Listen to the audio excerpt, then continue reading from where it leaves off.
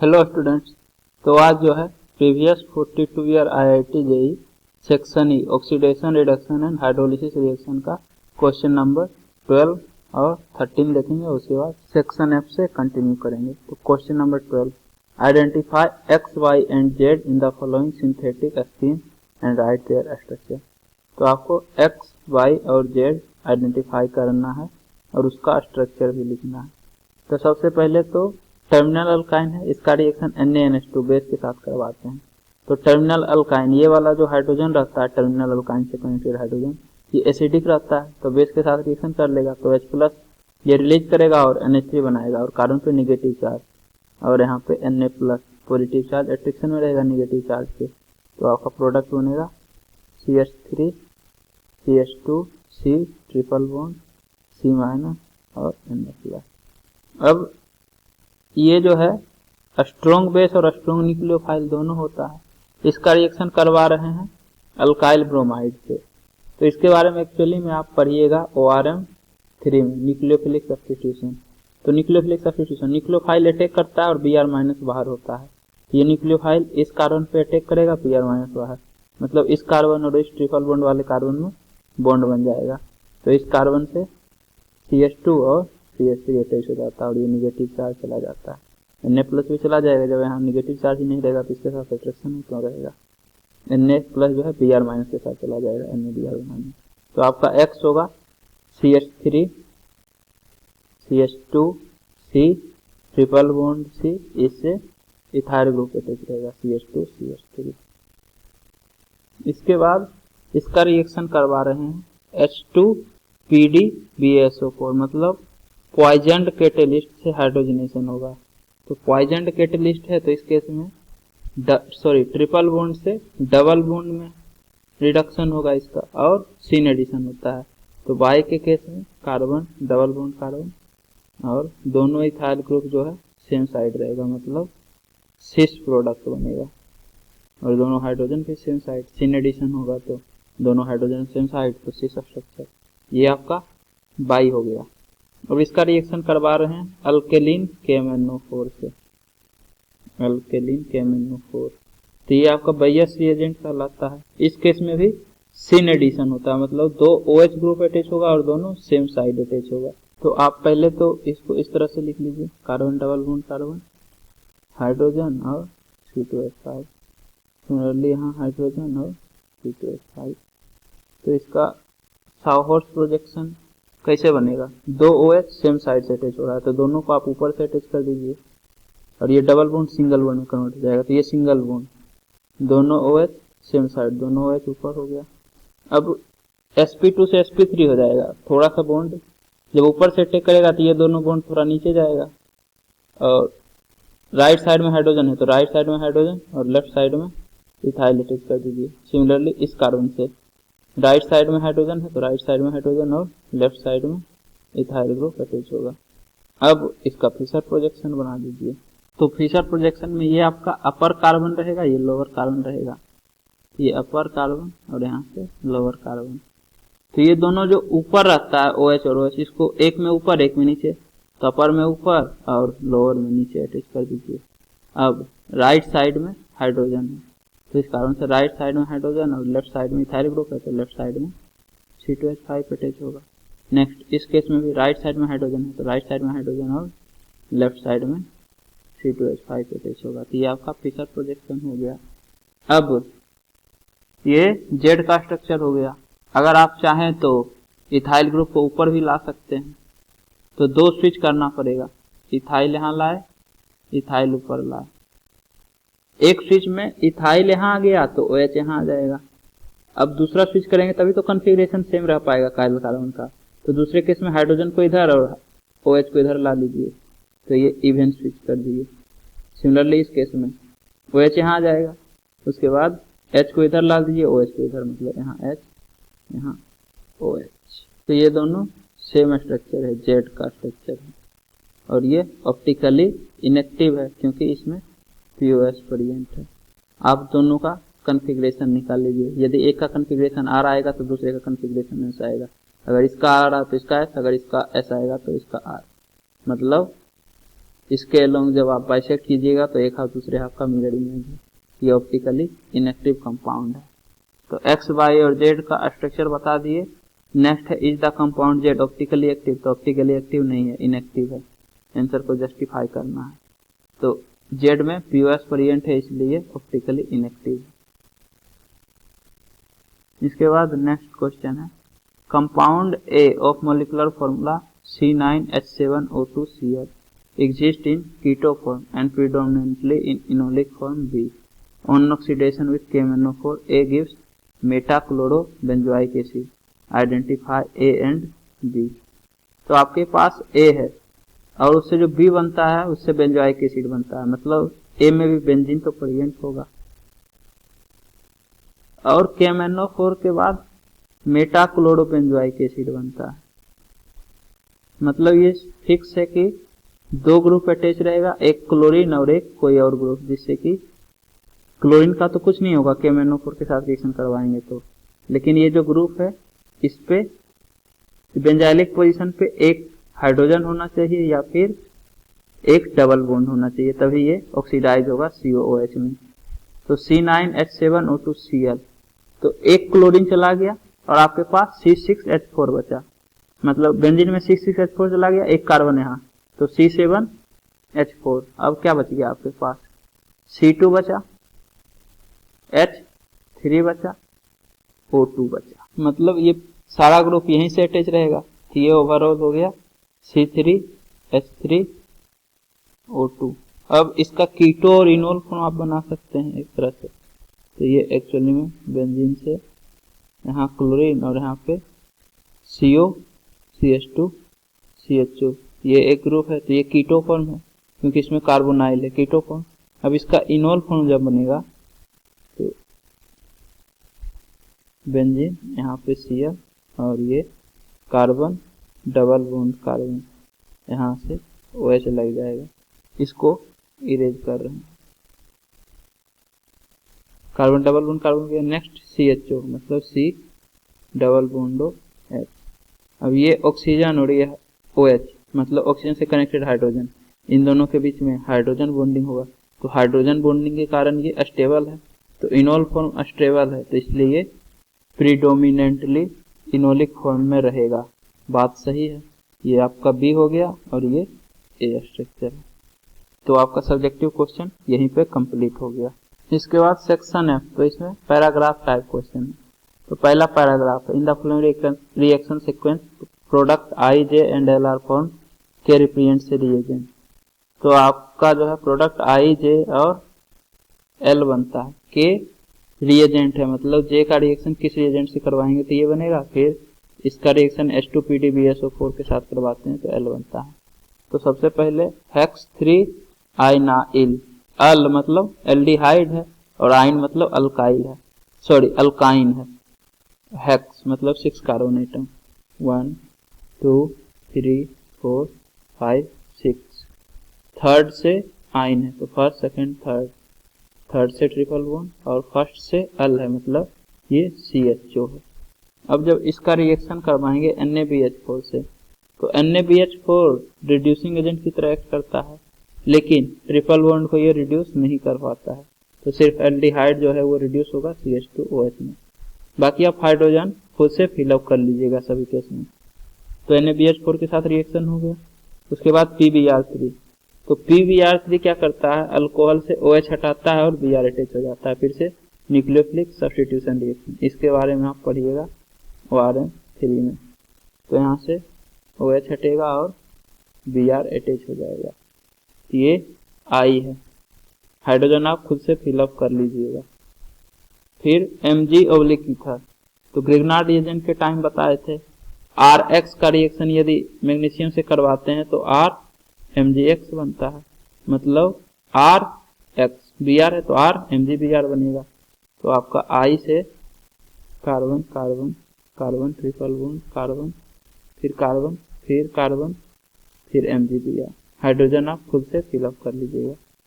उसके बाद CO2 और H3O+, तो CO2 के बाद फिर हाइड्रोलिसिस करते हैं तो ग्रिग्नार्ड रिएजेंट से COH बन जाता है, RMgx RCOOH में कन्वर्ट हो जाता है। ये रिएक्शन भी हम बता चुके हैं।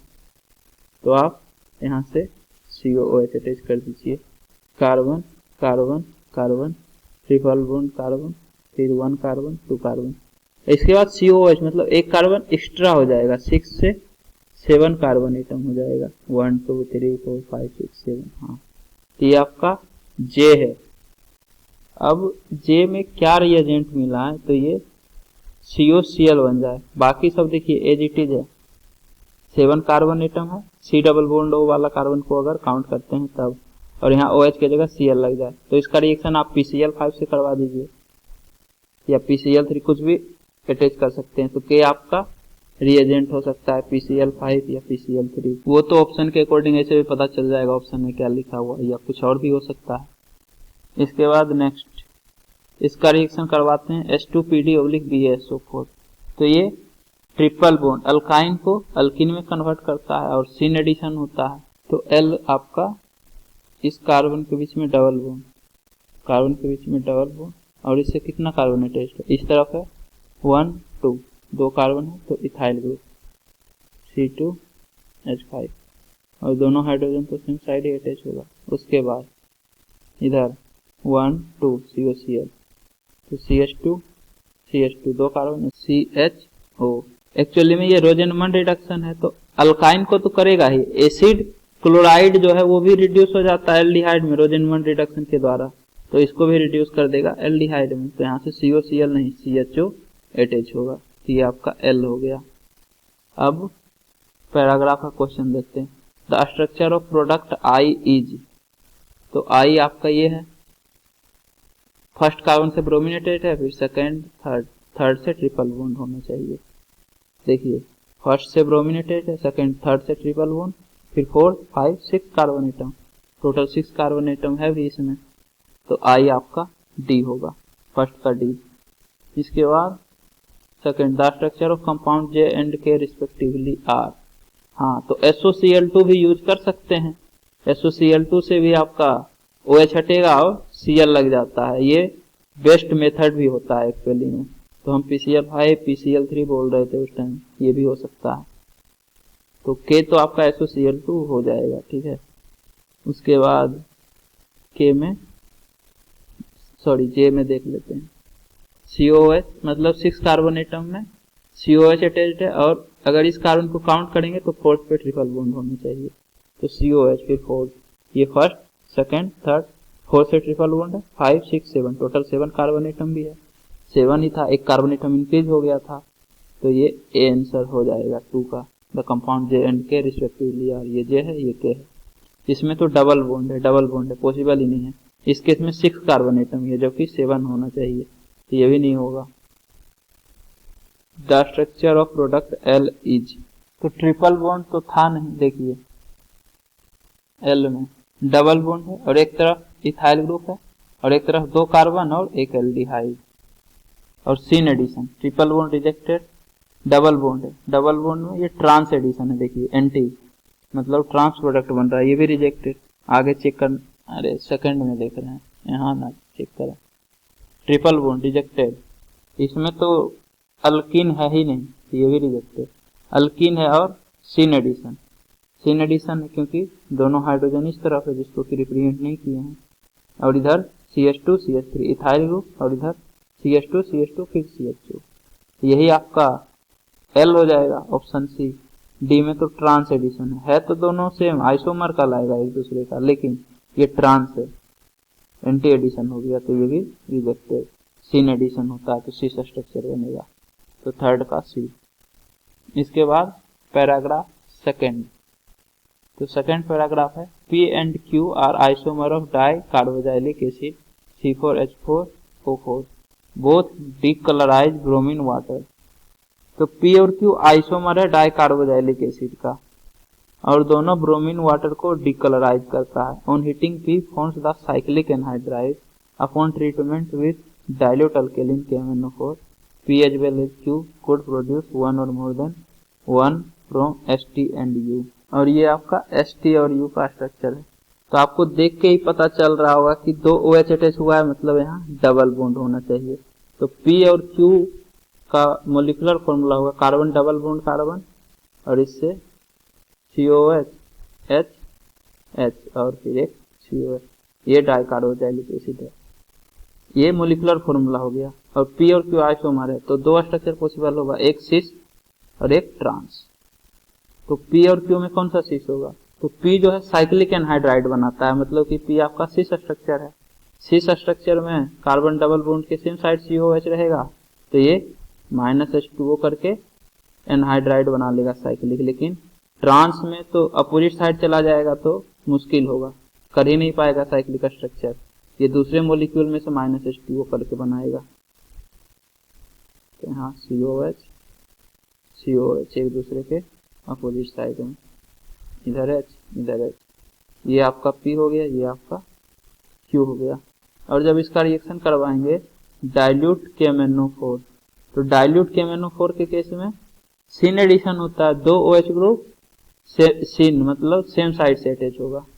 तो फिर से साहॉर्स प्रोजेक्शन बना दीजिए। तो पहले तो आप इसको थोड़ा घुमा के लिखिए, carbon double bond carbon COH COH similarly H H। अब इसमें सेम साइड से दो OH ग्रुप अटैच होगा तो ये अल्किन से अल्काइन बनेगा, दो OH ग्रुप सेम साइड से अटैच कर दीजिए। अब COH, यहाँ राइट साइड में COH है तो राइट साइड में COH और लेफ्ट साइड में H। सिमिलरली यहाँ पे भी राइट साइड में COH है तो राइट साइड में COH और लेफ्ट साइड में H है तो लेफ्ट साइड में H। तो ये आपका P से बन रहा है। अब ये देखिए POS है या COS में वेरिएंट है क्या? हाँ, तो इसमें POS वेरिएंट है, मतलब ये ऑप्टिकली इनएक्टिव कंपाउंड है। ऑप्टिकली इनएक्टिव आपका इसमें S है तो ये जो आपका स्ट्रक्चर बनेगा P से वो S बनेगा। और Q मतलब ट्रांस और सिन एडिशन के केस में ऑप्टिकली एक्टिव प्रोडक्ट बनता है तो दो प्रोडक्ट बनेगा, खुद प्लस उसका मिरर इमेज।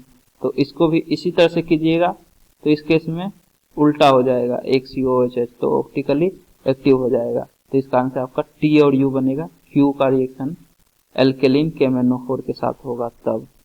अब देख लेते हैं, compound form from P and Q are respectively. तो P के द्वारा S बन रहा है, Q के द्वारा T एंड U बन रहा है। तो optically active S and optically active pair TU। तो S तो ऑप्टिकली एक्टिव है ही नहीं।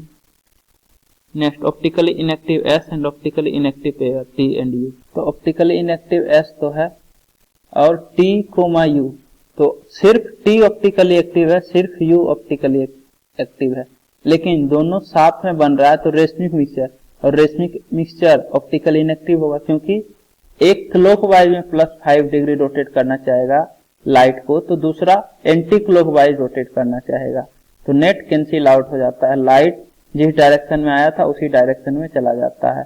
तो इसलिए ऑप्टिकली इनएक्टिव होता है रेशमिक मिक्सचर होने के कारण। तो pair T, U optically inactive होगा। तो सही बात है, P के द्वारा S बन रहा है, Q के द्वारा optically inactive pair T, U बन रहा है। तो ऑप्शन बी, आप ये सब ऑप्शन भी चेक कर लीजिए। P के द्वारा T, U बन ही नहीं रहा है, P के द्वारा T, U बन ही नहीं रहा, ऑप्टिकली एक्टिव इनएक्टिव तो बाद का बात है, तो ये तो ऐसे भी रिजेक्टेड हो गया। Next, in the following reaction sequence V and W are respectively. तो Q आपके पास क्या है? Q है, इसका रिएक्शन करवा रहे हैं H2O निकेल से, मतलब हाइड्रोजनेशन करवा रहे हैं, तो अल्कीन से अल्केन बन जाएगा। तो ये CH2 मतलब दो हाइड्रोजन अटैच कर लेगा यहाँ से, तो ये भी होगा COH CH2 COH। Sorry, hydrogenation के बाद हीट भी है, तो ये जो COOH CH2 COH है, जब इसमें हीट करेंगे तो -H2 होकर ये एनहाइड्राइड बना लेगा। तो कितना कार्बन एटम है? कार्बन कार्बन, नेक्स्ट कार्बन से C डबल बॉन्ड हो, इधर से नेक्स्ट कार्बन से C डबल बॉन्ड हो और इसके बाद ऑक्सीजन, ये 5 मेंबर्ड रिंग एनहाइड्राइड बनेगा। बाकी हाइड्रोजन आप फिलअप कर लीजिए, CH2 C डबल बॉन्ड हो, ये एनहाइड्राइड बना। अब बेंजीन का रिएक्शन करवाए V से, उसके बाद AlCl3 के प्रेजेंस में, तो AlCl3 लेविस एसिड होता है, ऑक्सीजन का लोन पेयर अटैक कर लेगा तो ये जो बॉन्ड है ये ब्रेक होगा, तो आपके पास C double bond plus electrophile बन जाता है, CH2 COO- और इसके साथ AlCl3 अट्रैक्शन में रहेगा। तो ये CO प्लस इलेक्ट्रोफाइल और बेंजीन इलेक्ट्रोफिलिक सब्स्टिट्यूशन रिएक्शन, तो यहाँ से बेंजीन से आपका ये पूरा ग्रुप अटैच हो जाएगा। बेंजीन हो गया, इससे C double bond O CH2 CO minus, और ये H प्लस एक्सेप्ट करके COOH बना लेगा। इसके बाद इसका रिएक्शन करवा रहे हैं ZnHg/HCl क्लीमेंसन रिडक्शन से। तो क्लीमेंसन रिडक्शन क्या करता है, कार्बोनाइल को अल्केन में रिड्यूस कर देता है। ये C डबल बॉन्ड O जो है वो CH2 बन जाएगा। तो बेंजीन और बेंजीन से CH2 3 CH2 उसके बाद COH, तो CH2 उसके बाद COOH। इसके बाद इसका रिएक्शन करवा रहे हैं H3PO4 से। तो H3PO4 acidic medium H plus, तो ये C डबल बॉन्ड OH जो है H प्लस एक्सेप्ट करके OH2 प्लस बना लेगा, और H2O लिविंग ग्रुप होता है C डबल बॉन्ड OH, ये OH H प्लस एक्सेप्ट करेगा तो OH2 प्लस लिविंग ग्रुप। अब यहाँ से ये निकलेगा तो C double bond O plus electrophile बन जाएगा। तो ये इस तरह से C double bond O plus electrophile. अब ये इलेक्ट्रोफाइल फर्दर अटैक कर देगा बेंजीन रिंग से, तो इलेक्ट्रोफिलिक सब्स्टिट्यूशन, तो इस कार्बन और इस कार्बन के बीच में बॉन्ड बन जाएगा। तो कितना कार्बन एटम का चेन बनेगा, 1 2 3 4 5 6, तो बेंजीन से 6 कार्बन एटम का चेन, बेंजीन से 6 कार्बन एटम का चेन, और बेंजीन से नेक्स्ट कार्बन से डबल बॉन्ड ऑक्सीजन। तो ये आपका W हो गया।